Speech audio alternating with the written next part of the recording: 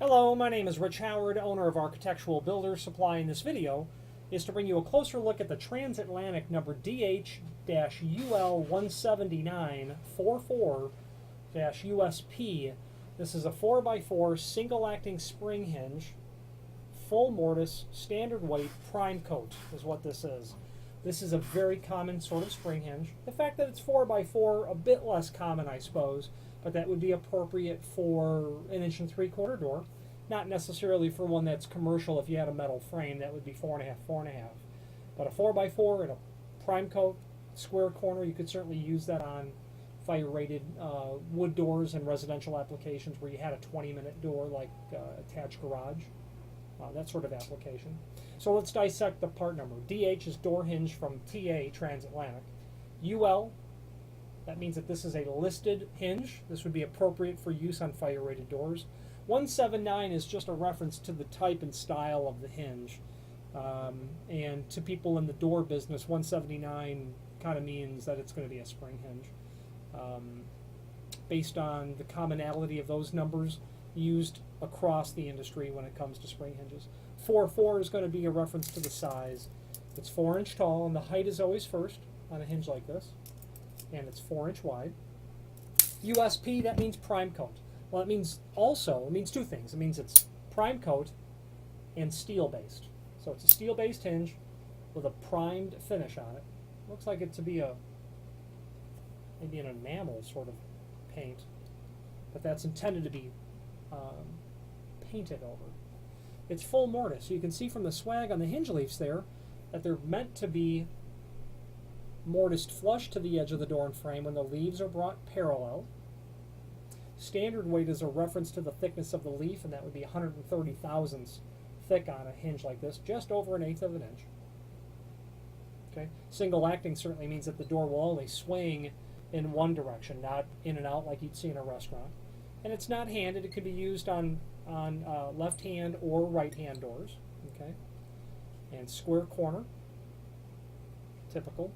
These hinges are sold as each. Transatlantic has them in different sizes and different finishes, 4.5, satin chrome, things of that nature. Now, there are other items that you're going to get with your spring hinge purchase. You're going to get a package of screws. You'll get half wood and all metal screws. Okay. You might need to source some wood screws. You're also going to get an Allen wrench, that black wrench. You're going to get a tension pin, which is that silver pin that you can see right there, and then instructions. Instructions are also as a PDF below this video so that you can review that material. The rest of the extended description below this video gives an outline in terms of where it's used and what it is. Application, ideal for apartment and condominium corridor doors, office doors, closet storage, service room doors, etc. 4x4 means, 4.5, 4.5 will probably be more common. Moving on down further in the description, adjustable spring tension. We'll get to that in a moment with the installation instructions. We discussed it being non-handed. Performance, it looks and performs like a premium concealed bearing spring hinge. So what that means is this 3-knuckle sort of look emulates what a 3-knuckle concealed bearing hinge would look like. Also, with other 4x4 hinges that you would use, this is compatible because that vertical axis of pivoting is compatible with standard 4x4 hinges. What that means is you can mix and match spring hinges with non-spring hinges, provided that they're 4x4 commercial grade hinges, meaning 130 thousandths thick. Template, this is considered a template pattern for the screw holes. Template is the magic word there. This is a template pattern versus non-template. Construction, anti-friction bearings, take both vertical and lateral loads, etc., etc. You can read the rest of that. Sold as each. Okay, now, installation instructions. You can either pull that out of the hinge if you already have it for some reason, or just view the PDF below this video. It's more of a product catalog, actually, than instructions.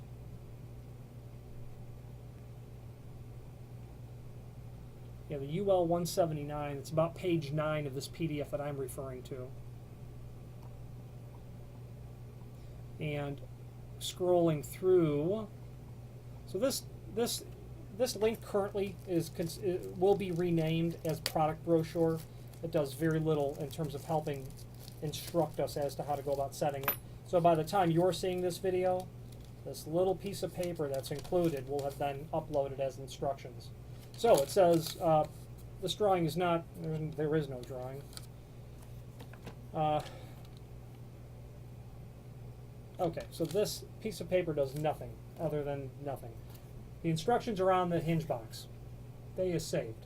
Okay, so it's first crucial to review the usage.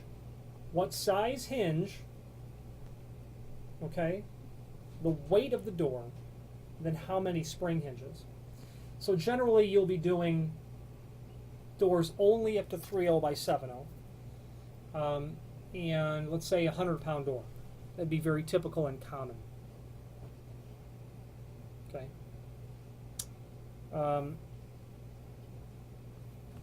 Referring back to that table, we're doing 4x4s. We said it was a 100-pound door. That's between the 85 and 110, where you're going to have 2 or 3 hinges each. So, before we talk about quantity of hinges, you're going to install this hinge with the tension collar up. You've got a hole there to receive the Allen wrench. That Allen wrench will be inserted, and you can then rotate the tension collar clockwise. Clockwise is the important way to know when the tension collar is pointed up and the bottom doesn't look like that. You can't stick an Allen wrench in there. When the tension collar is pointed towards the top, you turn that clockwise. As you do, you reveal new holes inside of the hinge. Okay, up to 3 holes is the max recommendation on these. A total of 3 holes. The one you're starting with, and then 2 more. No more than that. Any more than that, you run the risk of damaging the hinge. Into one of those new revealed holes, you'll simply insert the tension pin. Done. Your project is done at this point. You will then set the adjustment based on the operation of the door, other considerations of the door, the environment, where it's used, any sort of draft pressures that are happening, the weight of the door, obviously the actual weight of the door. So in our example where we have a 90-pound door, you can see that you're between 2 hinges and 3 hinges. Now, you can certainly put 2 and it will work probably very fine. You can possibly put 1 and that would work as well. The guide, the selection and usage guide, is there to help you assist. Here's my 2 cents. I prefer all spring hinges, regardless of installation, unless, of course, it's like a 1-foot hollow core door. Not only because I'm a distributor of hinges, but because I have installed them, I have set them, I have reset them, I have corrected them, I have replaced them when they've been used in a situation beyond what they're designed for. But here's the fact. When you have extra spring power compared to what it's selected, guided, intended for, you will find a greater amount of success in your installation, especially when it comes to not only getting the door closed, but latched. I liken it to a tugboat. They don't go very fast, but they can pull a lot of weight. And having residual spring power on reserve in that critical last 15 degree of closing, if you're underpowered in the spring department, you'll find that you can't get the door all the way latched. And that what you end up doing is setting the tension so high just to get the door moving fast enough through the closing cycle to get it to limp, closed, and latched. Having more spring power on reserve, there's more stored energy, especially down there, so that you can get the door to latch and not having to compromise the speed at which the door is closing or slamming. With more springs installed on the door, you have greater ability to maintain that through an entire year, meaning settings on the spring hinge in winter might and likely will differ than those set in the summer. In the summer, the back door of this 3-unit condo building is open, or the windows are open. You can back that pressure off generally because that door will, slam closed. Whereas in the winter, there's a different static pressure that's happening, and you might need to increase that spring tension a little bit so that the door will actually latch. Now, if you've got a fire-rated door, the door not only has to be self-closing to be compliant with the fire rating, but it has to be self-latching. And I'm not a fan of spring hinges to self-latch or to close a door. I prefer hydraulic control over a door closers, surface mount, overhead, floor closers. But the truth of the matter is a hydraulic door closer is sometimes not an option whatsoever for an opening. You might have a condition by which it's impermissible to install one. You might have a condo building and they're not allowed because no one else has them on their doors. The association wouldn't allow it. So my experience tells me more spring power on reserve at your fingertips, so to speak, is better than less. However, the guide is not arbitrary. It's there for a reason because that's time and tested. Okay, and if you go with 2 when you have 3 spring hinges, again, you can mix and match that with a standard hinge. So below this video, there's a link to the installation instructions, which are printed on the box, which we're going to go over next. There's a link to the product brochure, which shows other transatlantic hinges. Then also that selection and usage guide, which is also on the other side of the box. Well, regarding the installation instructions, we've already gone over that prior in this video. So if you have any questions on that, or any other transatlantic hinge or part, they sell more than hinges, door closers, lock sets, exit devices.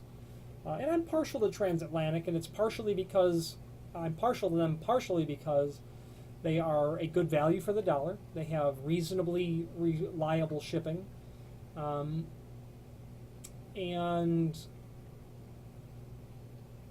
good value for the dollar. Very good price, very good product.